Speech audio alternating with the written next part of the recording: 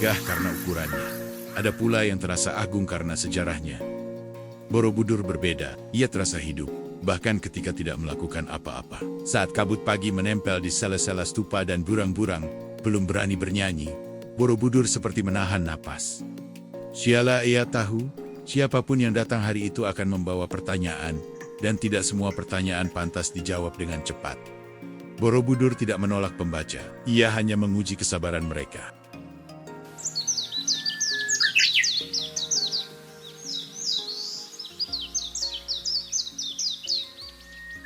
Lembah Kedu bukan sekadar tanah subur, ia adalah wilayah yang tidak stabil. Gunung berapi aktif, gempa, dan aliran sungai yang mudah berubah.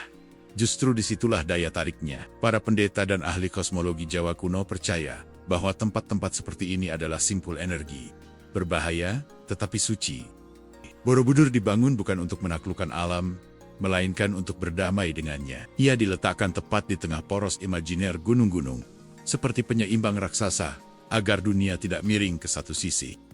Konspirasi kecil mulai muncul di sini. Beberapa peneliti modern percaya Borobudur bukan hanya tempat ibadah, tetapi penanda zaman, semacam jangkar spiritual yang dibangun untuk menenangkan wilayah yang terlalu sering diguncang murka bumi. Tidak ada bukti tertulis, tentu saja. Namun posisi dan presisinya terlalu rapi untuk dianggap kebetulan.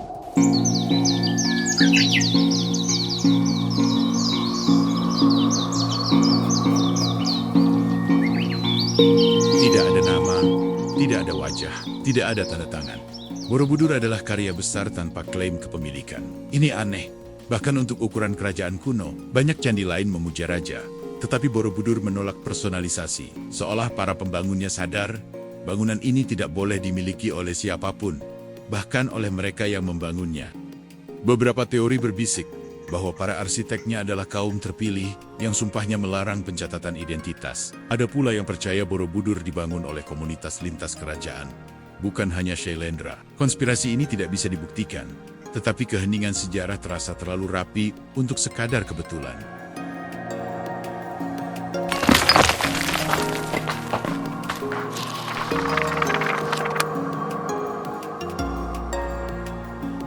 Borobudur bukan untuk dilihat, melainkan dijalani. Setiap langkah adalah kalimat, setiap putaran adalah paragraf. Relief-reliefnya bukan hiasan. Mereka adalah cerita yang sengaja dibuat melelahkan untuk dibaca. Kamu harus berjalan jauh untuk memahami satu gagasan, seperti hidup itu sendiri. Di tingkat bawah, relief Karmawibangga memperlihatkan sisi manusia yang paling jujur. Hukuman, penderitaan, keserakahan. Menariknya, relief ini kemudian ditutup. Alasan resmi menyebutkan penguatan struktur, tetapi bisikan lain berkata, ajaran ini terlalu keras untuk mata awam, seolah para pendeta takut manusia lebih sibuk menghakimi daripada belajar.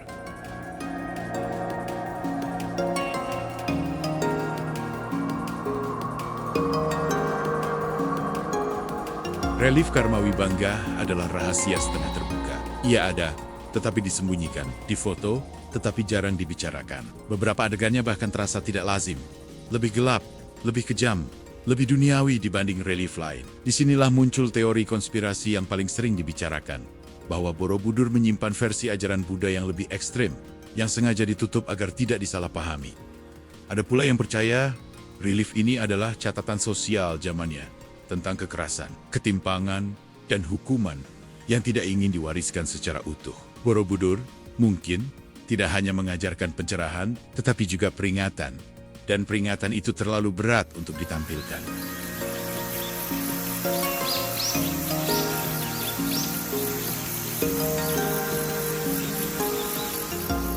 Di puncak Borobudur, berdiri stupa terbesar tertutup. Sunyi, kosong. Setidaknya, itu yang diketahui. Tidak ada arca Buddha di dalamnya. Tidak ada relik yang ditemukan. Ini anomali besar. Dalam tradisi Buddha, pusat seharusnya adalah inti, bukan kehampaan.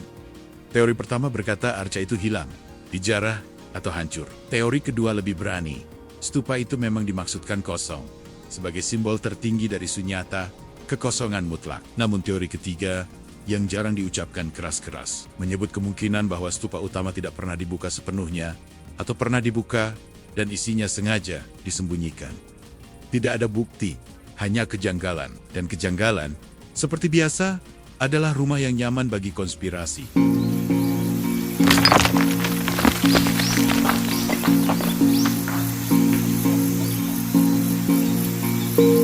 Waktu tidak pernah benar-benar berhenti. Ia hanya bergerak pelan, nyaris tak terdengar. Di sela langkahnya, alam mulai mengambil kembali apa yang pernah dipinjam manusia. Gempa demi gempa mengguncang fondasi, bukan hanya meretakkan batu, tetapi juga kepercayaan bahwa karya manusia dapat bertahan selamanya.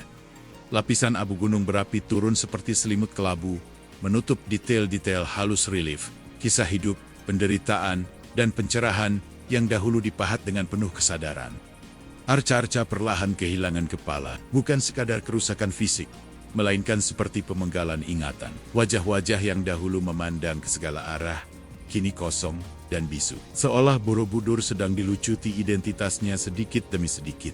Anehnya, semua ini terjadi tanpa suara kepanikan yang tercatat. Tidak ada kronik tentang evakuasi besar-besaran. Tidak ada doa darurat yang diabadikan dalam prasasti.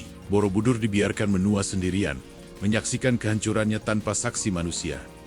Ketika pusat kekuasaan berpindah, keheningan semakin pekat. Tidak ada upacara perpisahan, tidak ada ritual penutupan, tidak pula penanda bahwa sebuah era telah berakhir. Borobudur tidak ditinggalkan dengan kesadaran penuh. Ia sekadar ditinggal, seperti sesuatu yang tak lagi sempat dipikirkan. Sebuah keputusan yang terasa terlalu sunyi untuk bangunan sebesar ini, terlalu senyap untuk sebuah mahakarya spiritual.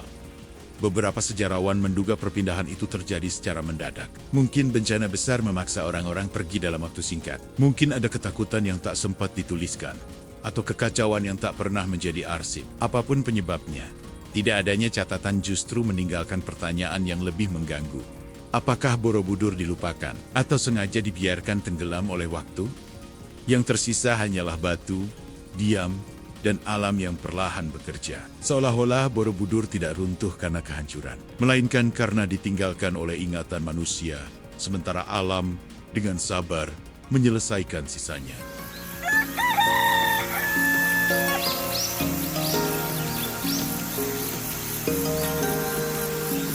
Ratusan tahun kemudian, Borobudur tidak lagi hidup sebagai bangunan, melainkan sebagai legenda. Ia hadir dalam bisikan, dalam cerita yang disampaikan setengah berani, setengah takut. Anak-anak dilarang bermain di sekitarnya, bukan karena aturan tertulis, tetapi karena keyakinan yang tumbuh turun-temurun. Batu-batunya dianggap membawa sial, bukan sekadar benda mati, melainkan peninggalan yang masih bernyawa dan tak boleh diganggu. Cerita tentang orang-orang yang jatuh sakit, mengalami kemalangan, bahkan meninggal setelah mengambil bagian kecil dari Borobudur, beredar dari mulut ke mulut. Tidak ada bukti, tidak ada catatan resmi, hanya kisah-kisah yang terus diulang hingga menjadi kebenaran sosial. Setiap pecahan batu, setiap arca yang dipindahkan, dipercaya membawa konsekuensi. Bisa jadi ini bukan ketakutan yang lahir secara alami, melainkan cara paling efektif yang dimiliki masyarakat lokal untuk melindungi apa yang tersisa, mengganti pagar dan penjagaan dengan rasa takut. Borobudur pun berubah peran. Dari pusat ziarah menjadi wilayah yang dihindari, dari tempat suci menjadi tempat terlarang. Namun justru dalam status itulah ia bertahan. Tidak dijarah secara masif, tidak dihancurkan demi bahan bangunan, tidak diambil sedikit demi sedikit hingga lenyap. Ketika tidak ada kekuasaan yang menjaga, mitos mengambil alih tugas itu.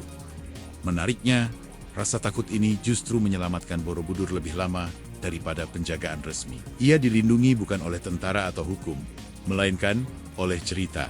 Cerita yang mungkin dibesar-besarkan, mungkin diciptakan, namun terbukti efektif. Dalam keheningan bara debat itu, Borobudur tetap berdiri, dijauhi, ditakuti, dan karena itulah bertahan.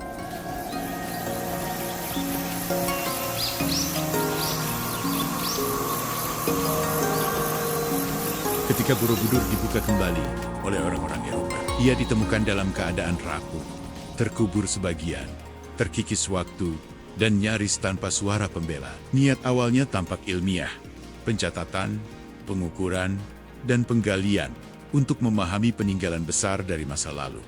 Namun di balik bahasa pengetahuan dan rasa ingin tahu, terselip godaan yang jauh lebih duniawi. Keindahan arca dan keunikan relief tidak hanya memancing kekaguman, tetapi juga hasrat untuk memiliki, membawa pulang, dan memamerkan.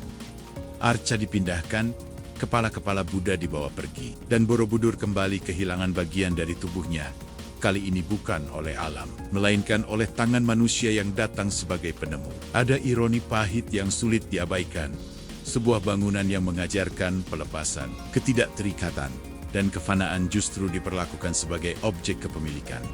Di saat Borobudur kembali diperkenalkan ke dunia, ia juga kembali dilukai, seolah setiap penemuan selalu menuntut harga. Dan bagi Borobudur, harga itu adalah potongan demi potongan dari dirinya sendiri.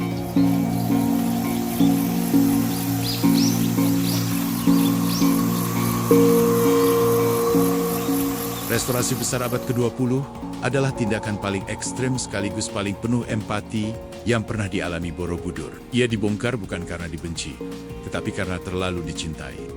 Batu-batu diberi nomor seperti pasien operasi besar. Tidak semua kembali ke tempat semula. Tetapi tanpa proses ini, Borobudur mungkin sudah lama runtuh.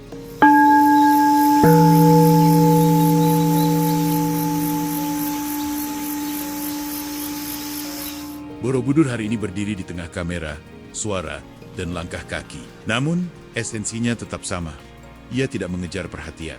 Ia menunggu pembaca yang tidak terburu-buru, yang mau berhenti sejenak dan bertanya, bukan apa yang bisa aku ambil, tetapi apa yang ingin kamu katakan.